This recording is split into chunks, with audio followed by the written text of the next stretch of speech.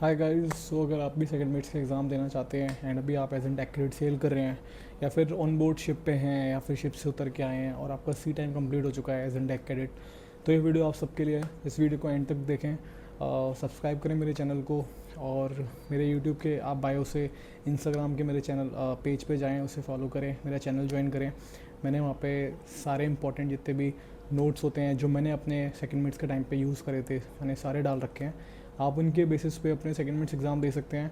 And इस video को and तक देखना तो मैं आपको बताऊंगा कि कैसे बड़े इजीली आप सेकंड मिट्स के एग्ज़ाम क्लियर कर सकते हैं और आपको क्या क्या रिक्वायरमेंट होने वाली है।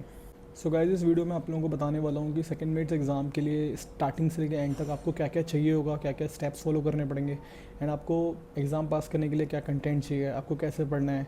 बिकॉज अभी जो क्राइटेरिया चल रहा है मार्केट में सेकंड मिट्स का हुआ बना रखा है एंड मैंने रिसेंटली सेकंड मिट्स क्लियर करे हैं, तो ये वीडियो आप ज़रूर देखें बिकॉज बड़ी हेल्प होने वाली है उन लोगों की जिनको बिल्कुल आइडिया नहीं है या फिर जो लोग ग्रुप स्टडी के लिए देख रहे हैं या फिर जिनके आसपास में बंदे हैं वो बहुत ज़्यादा नेगेटिविटी फैला रहे हैं। तो वीडियो को ज़रूर एंड तक देखना।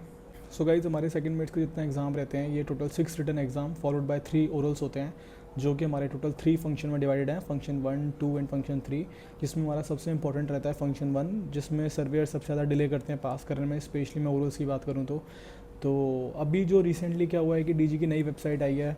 तो हम लोग पहले क्या करते थे कि सेकंड मेट की सबसे पहले आपको फाइल असेसमेंट करानी पड़ती थी, जिसके लिए आपको एमएमडी में जाके जहाँ से भी एग्ज़ाम देना चाहते हैं वहाँ पे आप फाइल सबमिट करेंगे, सारे डॉक्यूमेंट्स लाएंगे। बट अब ये सारा प्रोसीजर ऑनलाइन हो चुका है, आपको डीजी की नई वेबसाइट पर जाना है, अपना लॉगिन करना है एंड वहीं से आप जो अपनी फ़ाइल असेसमेंट कर सकते हैं। Within 3 to 4 days approval आ जाएगा और अगर कोई भी दिक्कत होती है तो आपको जो है वहाँ से रिवर्ट बैक हो जाएगा ईमेल पे। गाइस, मैं बात करूँगा रिटन्स एग्ज़ाम की, तो इसमें 6 रिटन एग्ज़ाम होते हैं, जिसमें सबसे पहला हमारा होता है bridge equipments, cargo work, metrology, celestial navigation, terrestrial coastal navigation and ship stability. तो गाइस, सबसे पहले मैं बात करूँगा ब्रिज इक्विपमेंट पेपर की। तो ब्रिज इक्विपमेंट रिटन एग्ज़ाम जो कि हमारा टोटल 200 मार्क्स का होता है, जिसमें पासिंग हमारी 100 मार्क्स है एंड टोटल 9 क्वेश्चंस होते हैं और जिसमें से आपको 8 अटैम्प्ट करने हैं। एंड ब्रिज इक्विपमेंट पास करने के लिए सबसे मोटा जो आपका क्राइटेरिया रहेगा वो ये रहेगा कि आपको सारे क्वेश्चन 8 क्वेश्चन अटैम्प्ट करने हैं, आप 8 में से एक भी ना छोड़ें। थ्योरी तो आपको करनी ही करनी है, बट जिस क्वेश्चन में डायग्राम पूछा तो डायग्राम बनाना ही पड़ेगा। एंड अगर आपने डायग्राम नहीं बनाया तो आप ये पूरा थ्योरी के बेसिस पे पास नहीं कर सकते। अगर आप सिर्फ लिख के आएंगे और अगर डायग्राम नहीं बनाएंगे तो ये पेपर आपका पास नहीं होगा। तो गाइस, सेकंड पेपर की मैं बात करूँगा, that is cargo work. Cargo work का टोटल मार्क्स होता है that is 200 marks and passing 120 रहती है। तो इस पेपर में टोटल 10 क्वेश्चंस रहते हैं, जिसमें क्वेश्चन नंबर 1 एंड 2 न्यूमेरिकल्स होते हैं, जिसमें जो फर्स्ट क्वेश्चन होगा that is cargo calculation and second is tanker calculation. तो वो मैंडेटरी है, आप अगर वो छोड़ के आएंगे तो आप पास नहीं हो सकते। सेकेंडली, जो रिमेनिंग 8 क्वेश्चन हैं उनमें से आपको कोई भी 6 क्वेश्चन अटैम्प्ट करने हैं। जैसे कि मैंने ब्रिज में बताया कि आपको डायग्राम बनाना पड़ेगा, ऐसे ही कार्गो में भी जो भी आपकी थ्योरी है आपका डायग्राम मैंडेटरी हो जाता है। न्यूमेरिकल्स के साथ साथ अगर आप थ्योरी कम लिख के आओगे चलेगा, बट जो क्वेश्चन आप अटैम्प्ट कर रहे हो उसमें आपके डायग्राम बड़े मैंडेटरी हो जाते हैं। बिना डायग्राम एंड बिना न्यूमेरिकल के ये इसमें आपको पास नहीं करने वाले। सो गाइस, मैं अब बात करूँगा सेलेस्टियल नेविगेशन की। सेलेस्टियल नेविगेशन जो कि 200 मार्क्स का पेपर रहता है एंड पासिंग 140 है, तो बड़ा टफ पेपर रहता है, जिसमें टोटल हमारे 8 क्वेश्चंस होते हैं, डिवाइडेड है सेक्शन 1 एंड सेक्शन 2 में। सेक्शन 1 जिसमें हमारे 3 क्वेश्चंस होंगे प्रिंसिपल ऑफ नेविगेशन में से, जिसमें से आपको कोई भी 2 क्वेश्चन अटैम्प्ट करने हैं। एंड सेक्शन 2 में जो आपके रहेंगे दैट इज़ आपके क्वेश्चन रहने वाले हैं लॉन्ग माइक्रोन से या फिर intercept method, compass error, azimuth method, या फिर आपका जो एक बड़ा इंपॉर्टेंट एस्पेक्ट आ जाता है इंटरसेप्ट मेथड या फिर स्टैगर्ड कैलकुलेशन। तो सेक्शन 1 में से आपको कोई भी 2 क्वेश्चन अटैम्प्ट करने हैं एंड सेक्शन 2 में से जो कि है आपको सेक्शन जो क्वेश्चन नंबर 4 है दैट इज़ मैंडेटरी, आपको अटैम्प्ट करना ही करना है। इसके अलावा रिमेनिंग में से आपको 3 क्वेश्चन और अटैम्प्ट करने हैं। पूरा का पूरा पेपर न्यूमेरिकल्स के बेसिस पर रहता है एंड इसमें आप गलती कोई गुंजाइश नहीं है, इसमें आपको गलती करनी ही नहीं है। आपको सेलेस्टियल नेविगेशन के लिए बहुत अच्छे से अटैम्प्ट करना पड़ेगा। आपने जितने न्यूमेरिकल्स हैं आपको सब करके जाना है। आपको इसमें एक भी न्यूमेरिकल अगर आप छोड़ के आए तो आप पास नहीं होंगे। डजेंट मैटर कि आपके 140 क्रॉस कर जाएं, बट सर्वेयर वहाँ पे ये देखता है कि सारे क्वेश्चन अटैम्प्ट होने चाहिए। बिकॉज वो यहाँ पे ये नहीं देख रहा कि आपके 140 से ऊपर हैं, वो वहाँ पे ये देख रहा है कि आपने हर टाइप के क्वेश्चन को अटैम्प्ट किया है, आपको सॉल्व करना आता है। क्योंकि जब आप शिप पे होंगे तो उनके अकॉर्डिंग पोजीशन कैलकुलेट करना पहले के टाइम में होता था विद रिस्पेक्ट टू इंटरसेप्ट या फिर एजीमथ मेथड या जो भी रहता था। बट अब ऐसा नहीं होता, एक्डिस आ गया, जीपीएस सब कुछ है, बट फिर भी उनका यही कहना है कि हम अभी भी ये देखना चाहते हैं कि बंदे पोजीशन कैलकुलेट कर सकते हैं या नहीं। तो 140 पासिंग मैंडेटरी तो है, बट इसके साथ में सारे क्वेश्चन अटैम्प्ट होने चाहिए और अटैम्प्ट के साथ सही वे में स्टार्टिंग होनी चाहिए, आंसर मैच करने चाहिए। आंसर ऊपर नीचे होंगे चलेगा, बट प्रोसीजर उनको दिखना चाहिए। सो गाइस अब बात करेंगे शिप स्टेबिलिटी पेपर की, जिसमें टोटल 200 मार्क्स का पेपर है, जिसमें 120 पासिंग रहती है। तो इसमें क्या है कि टोटल 9 क्वेश्चन रहते हैं, सेक्शन 1 एंड सेक्शन 2 में डिवाइडेड है। सेक्शन 1 में 3 क्वेश्चन रहेंगे। पहला क्वेश्चन और दूसरा क्वेश्चन न्यूमेरिकल होगा, इधर हिंडशिप से या फिर सुब्रमण्यम की पिंक वाली बुक से आते हैं, या कभी कभी दोनों हिंडशिप या दोनों सुब्रमण्यम से आ जाते हैं। तीसरा स्केचिंग रहेगी, डबल हल या फिर कोई भी डायग्राम आपसे पूछ लेंगे स्केचिंग नेमिंग के साथ। एंड देन जो सेक्शन 2 रहेगा वो सारा थ्योरी पार्ट है, जिसमें टोटल 6 क्वेश्चन रहते हैं, 6 में से आपको 5 अटैम्प्ट करने हैं। तो गाइज इसको पास करने का सबसे मेन जो क्राइटेरिया ये रहता है कि 120 पासिंग सिर्फ दिखाने के लिए है। वो वहाँ पे चेक करेंगे आपके न्यूमेरिकल एंड आपकी स्केचिंग में लेबलिंग बड़ी इंपॉर्टेंट है। अगर आपने लेबलिंग नहीं करी तो आप पास नहीं हो सकते। तो इवन आप अगर सेक्शन 1 में न्यूमेरिकल पोर्शन कर देंगे, स्केचिंग नहीं करेंगे, तब भी आप फेल हैं। तो सेक्शन 1 आपको बहुत अच्छे से करना है। एंड रिमेनिंग जो हमारा थ्योरी पार्ट है उसमें आप कैसे भी करके लिख के आ जाएँ। 5 क्वेश्चन अटैम्प्ट कर दीजिए, एक एक 1.5 पन्ना भर दीजिए, आप तब भी पास हो जाएंगे। सो गाइज अब बात करेंगे मेट्रोलॉजी की। तो मेट्रोलॉजी पेपर जो कि 100 मार्क्स का रहता है एंड पासिंग 50 है। तो सबसे इजी पेपर मेट्रोलॉजी रहता है अगर हम सेकंड मेरिट्स रिटर्न की बात करें तो, जिसमें हमारा टोटल 6 क्वेश्चंस रहते हैं, जिसमें हमारा क्वेश्चन नंबर जो 1 होगा वो हमारा 110% कोडिंग या डिकोडिंग पे आएगा न्यूमेरिकल। सेकंड क्वेश्चन हमारा इधर विंड पे एक थ्योरी लिखने को आ सकता है या फिर विंड ट्रायंगल के ऊपर आ सकता है। मोस्ट ऑफ द टाइम पहला तो डिकोडिंग कोडिंग रहेगा, बट दूसरा हमारा विंड ट्रायंगल का क्वेश्चन रहता है। एंड जो रिमेनिंग क्वेश्चन है वो सारे हमारे थ्योरेटिकल पार्ट रहते हैं। तो मेट्रोलॉजी पास करने का बड़ा सिंपल सा क्राइटेरिया है कि आप question number 1 and question number 2 जो हमारा न्यूमेरिकल पोर्शन रहता है उसको अच्छे से करके आएँ। एंड रिमेनिंग जो क्वेश्चंस हैं उसमें थ्योरी थोड़ी थोड़ी भी भरेंगे, एक एक 1.5 पन्ना भी भर के आएंगे तो भी आप इजीली पास हो जाएंगे। पासिंग भी 50 मार्क्स है, तो इतना टफ नहीं रहता एंड बहुत ही आराम से आप फर्स्ट अटैम्प्ट में से क्लियर कर सकते हैं। सो गाइस बात करेंगे हमारे टेरेस्ट्रियन कोस्टल नेविगेशन TCN एग्ज़ाम की, जो कि सबसे ज़्यादा टफेस्ट पेपर माना गया है फंक्शन 1 का रिटर्न्स का। तो इसको पास करने के लिए टोटल 200 मार्क्स का पेपर है, 140 पासिंग रहती है। Part A and part B में क्वेश्चन पेपर डिवाइडेड रहता है। पार्ट ए में पूरा चार्ट वर्क रहेगा, पार्ट बी में न्यूमेरिकल पोर्शन रहेगा। सारे क्वेश्चन कंपलसरी हैं, छोड़ना एक भी नहीं है आपने। पार्ट ए में हमारा क्वेश्चन नंबर 1 पैसेज प्लानिंग सबसे इंपॉर्टेंट। देन इसके अलावा 4 क्वेश्चन और होंगे, जिसमें से आपको 3 अटैम्प्ट करने हैं, जो कि पूरा हमारा चार्ट वर्क पे रहता है।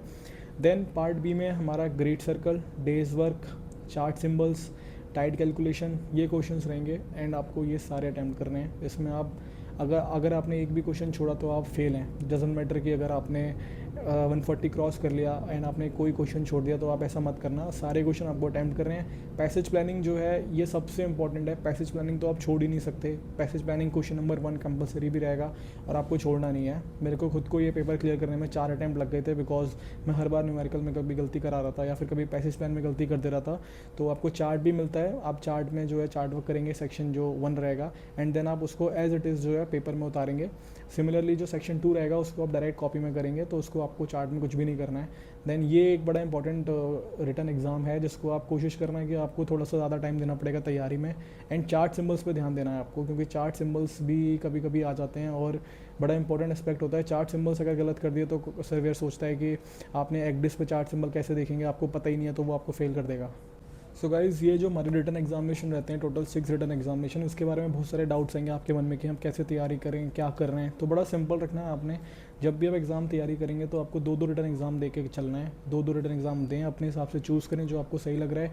और मटेरियल सिर्फ उतना ही पढ़ना जितना आपको लग रहा है, ऐसा नहीं कि आपने बहुत ज़्यादा इधर से पढ़ लिया उधर से पढ़ लिया। मेरे हिसाब से जो अनुपम के नोट्स हैं रिटर्न के लिए सबसे परफेक्ट हैं। और अगर आपको ये नोट्स चाहिए तो आप मेरे को इंस्टाग्राम पे फॉलो करें, मेरे चैनल को ज्वाइन करें, मैंने वहाँ पे डाला हुआ है नोट्स अपने सारे सेकंड मेट्स के जो यूज़ करे थे, आप उनको फॉलो करें ब्लाइंडली। मैंने रिसेंटली अभी जो है अपने सेकंड मेट्स क्लियर करे हैं, तो आप उनको फॉलो करें। एंड मार्केट में यही नोट्स चल रहे हैं, जब आप एग्ज़ाम्स की प्रिपरेशन करेंगे या फिर जो DNS करके सेकंड मेट्स के कोर्स करते हैं, तो जो आपके ग्रुप्स बनेंगे आपको यही नोट्स मिलने वाले हैं। ऑल्दो मैंने आपको पहले से ही दे रखे हैं, आप मेरे चैनल से आप ले सकते हैं या फिर आप मुझे DM कर सकते हैं। तो आप मेरे को फॉलो करें इंस्टाग्राम पे। एंड इसके अलावा बात करेंगे ओरल्स की। सो गाइज़ ओरल के लिए बड़ा सिंपल सा रहता है कि हमारे 3 ओरल होते हैं, फंक्शन 1, 2 एंड 3। तो फंक्शन 1 ओरल की मैं सबसे पहले बात करूँगा, सबसे इंपॉर्टेंट ओरल है। तो उसमें सबसे पहले आपको जो मेन क्राइटेरिया रहता है पास होने का, दैट इज़ ROR। आपको ROR अपना बहुत स्ट्रॉन्ग करना है।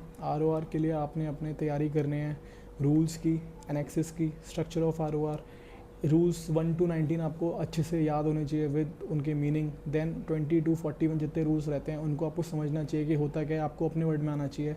4 टाइप ऑफ एनेक्सेस हैं, सारे एनेक्स को आप वर्ड टू वर्ड नहीं बट अपने हिसाब से बोलना आना चाहिए कि उनमें क्या है। ईला बॉय सिस्टम सारे, region A, region B and जितने भी different type of IALA buoys हैं सब आपको पता होनी चाहिए। फ्लैग्स, ऑल मीनिंग्स, उनको कैसे डिस्टिंग्विश करना है अगर उन्होंने फ्लैग कार्ड दिखाया आपको। इसके अलावा लास्ट में आपका जाता है day cards and night cards, बड़े इंपॉर्टेंट है। डे कार्ड्स नाइट कार्ड, जो कि मैं आपको बताऊँ मेरे ओरल में मेरा पासिंग डे कार्ड्स और नाइट कार्ड्स रहा था, तो मेरा ओरल ओके ओके जा रहा था, बट फिर लास्ट में उन्होंने कार्ड्स के बेसिस पे मुझे पास किया।